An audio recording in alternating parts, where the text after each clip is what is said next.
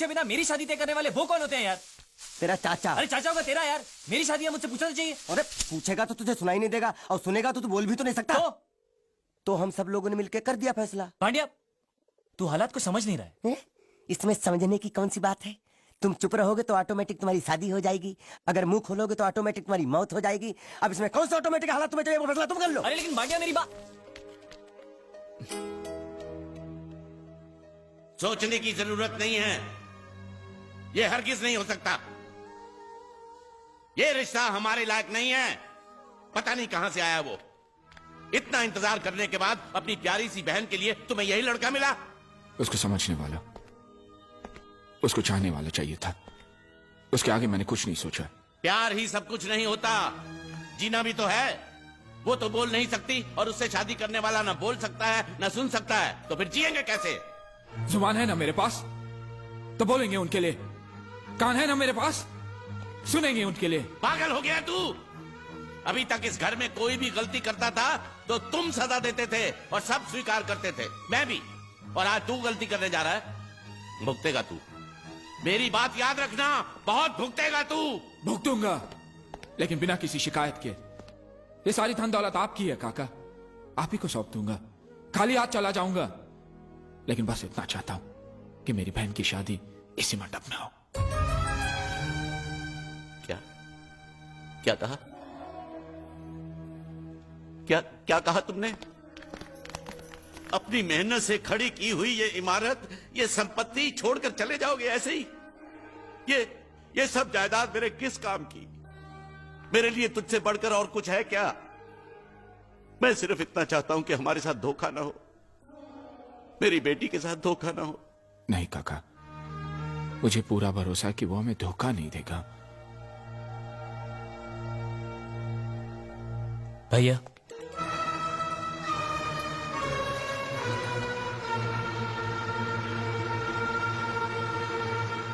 मैं तो आपको भैया कहने के लायक भी नहीं हूं। भैया, मैं आज तक ना कुछ कह रहा था ना सुन रहा था, लेकिन ये मेरी मजबूरी थी भैया।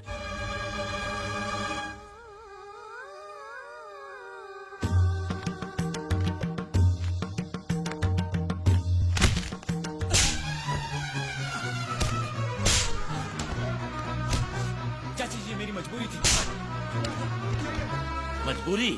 मजबूरी में ये आदमी ऐसी गंदी हरकत करता है, धोखा देता है, झूठ बोलता है, चोरी करता है। हमसे खिलवाड़ करने का अंजाम जानते हो? मारो साला रे, मारो।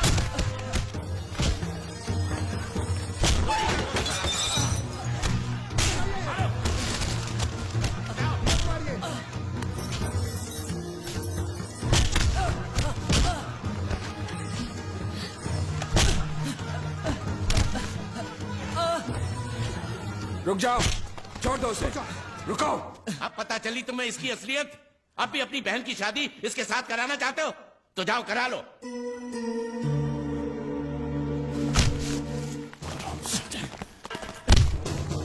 जब मेरी बहन ने कहा तुझे चाहती है, तब मैं तरस गया था तेरी मुंह से भैया लफ्ज सुनने के लिए।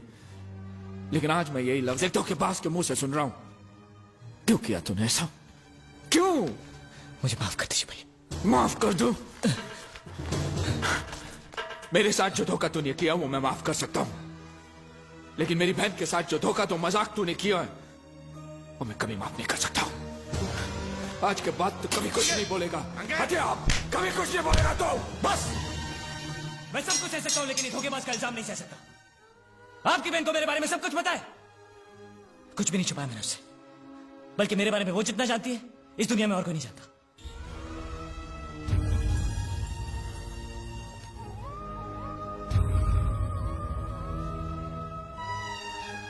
अगर तेरी बात सच है और वो भी मुझे तेरी तरह धोखा दे रही है, तो आज के बाद मेरी कोई बहन नहीं रहेगी।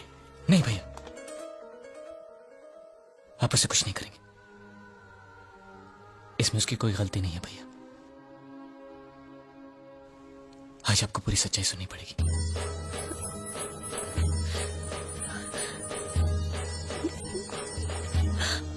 श्रुति,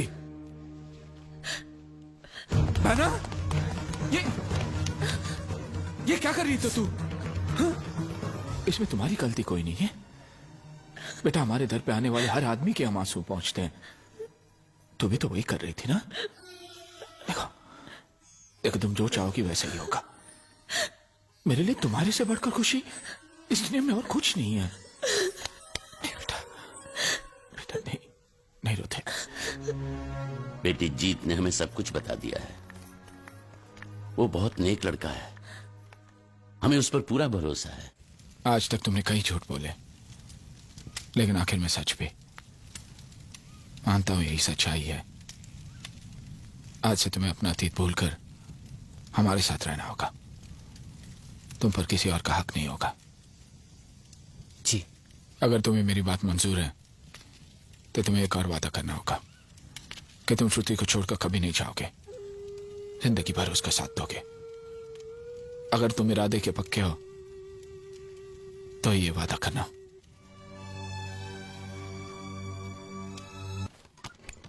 सलाम कर सलाम। अब मैं वो पुराना गुंडिया बाबू नहीं हूँ। ये तेरा सेठ है ना, उसका मैं समधी होने वाला हूँ। क्या समधी? सलाम सर। हाँ, और अभी बोल कि गुंडिया सेठ अंदर आइए। इंडिया साहब તમે અંદર આવો। साला मुच्छर का मच्छर।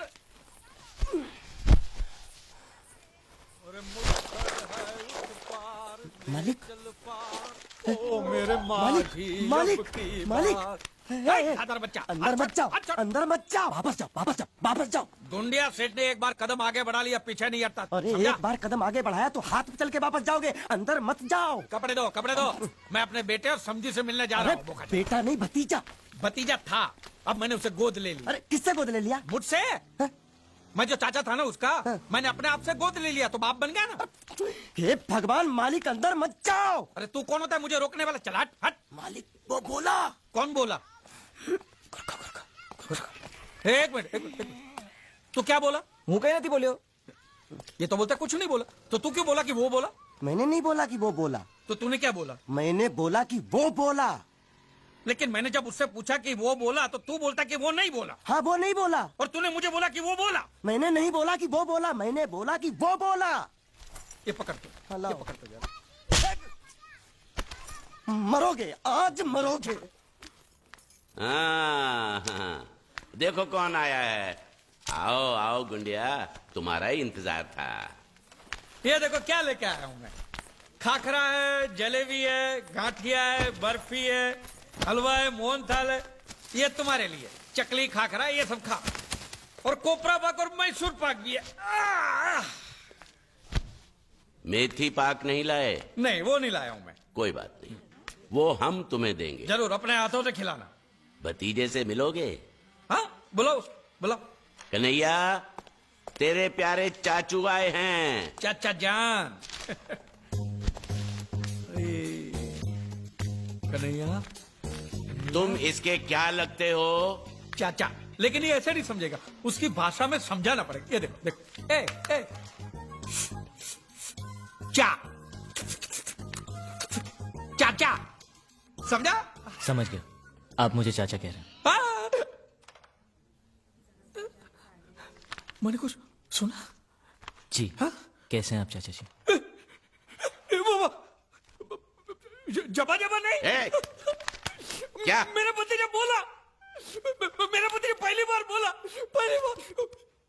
बोलना बोलना, एक बार फिर से पहली बार बोलना। चाचा जी ये पहली बार नहीं है। हाँ? मैं पहले से बोल भी सकता हूँ और सुन भी सकता हूँ। अरे झूठ बोल रहा है, ये झूठ बोल रहा है, ये गुंगा ही है। माँ कसम सेठ जी। आपको बेवकूफ बनाने के लिए जरा बोलने की एक्टिंग कर। सेठ जी को बोल, सेठ जी को सच सच बता दे, बोल कि तू गुंगा है। सबको सच पता है कि मैं गूंगा बहरा नहीं हूँ, और मैंने उन्हें यह भी बता दिया कि आप मुझे समुद्र से लाए थे। अब तुम्हें और कुछ कहना है? किसकी हड्डी टूटने की आवाज थी? अभी टूटी नहीं, टूटने वाली हैं।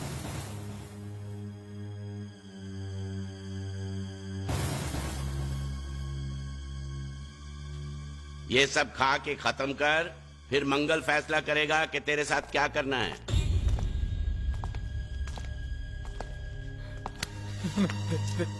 मुझे कुछ मत करना, मैं कसम से कहता हूं, मुझे नहीं पता था कि ये बोलने वाला गुंगा है। सच। किस रिश्ते से ये तुम्हारा भतीजा लगता है? आप तो जानते कि मैं भारतीय हूँ और सभी भारतवासी मेरे भाई बहन है, तो इनमें से ये भी मेरे एक आध भाई का बेटा तो हुआ ना मेरा भतीजा। हमारे भारत में तो ऐसा होता है, पता नहीं आपके गुजरात में कैसा होता है, मैं नहीं जानता। एम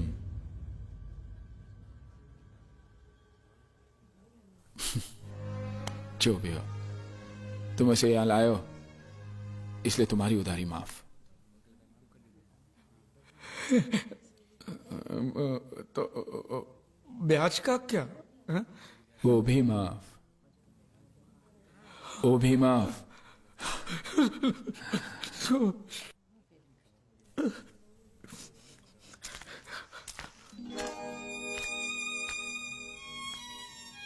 देखो, मैंने जो भी कुछ किया वो मजबूरी में किया है। हाँ, लेकिन तुम्हारा भविष्य तो अच्छा हो गया। मैं नकली हूं, लेकिन अपने इस चाचा को भूलना नहीं।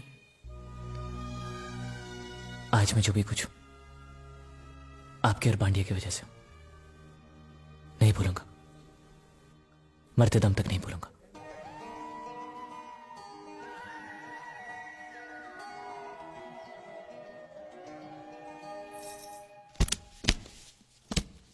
ये जीत के घर दे आओ। इसमें इतने पैसे कि उसके घर वाले जिंदगी भर सुख और शांति से जी सके। मैं चाहता हूं कि वो उसे आशीर्वाद दे, उसे प्यार से याद करे। तुम्हारे घर वालों से कुछ कहना है? मेरे घर वालों को कुछ बताने की जरूरत नहीं, आप तो सब कुछ जानते हैं। मैं नहीं चाहता कि कल को कोई यहां पर आकर ये दावा करे कि मैं उनका वारिस हूं। ठीक है, चलो।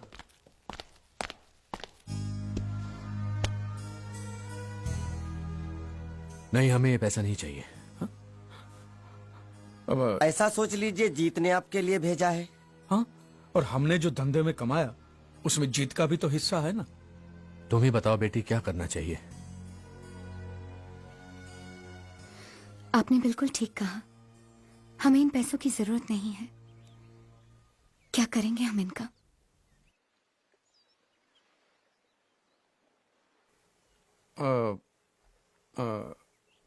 ये कौन है?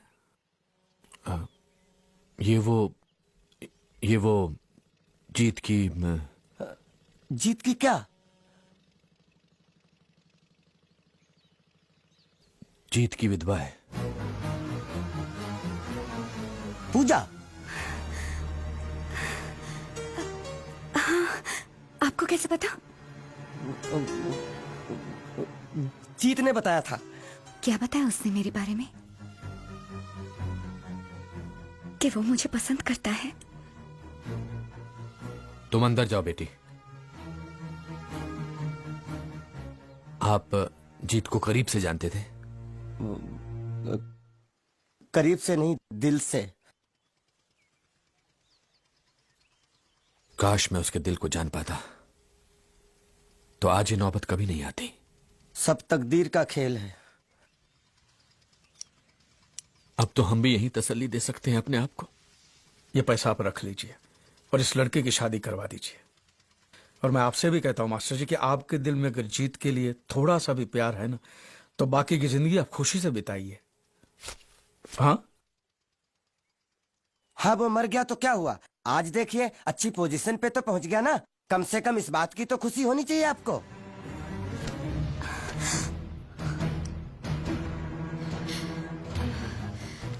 कितनी बार कहा, लेकिन किसी ने मेरी बात का यकीन नहीं किया। चाहे वो कितना भी दूर हो, मैं उसके दिल की आवाज सुन सकती हूँ। पिछले कई दिनों से मुझे ये महसूस हो रहा था, मेरा बेटा मरा नहीं है, वो जिंदा है।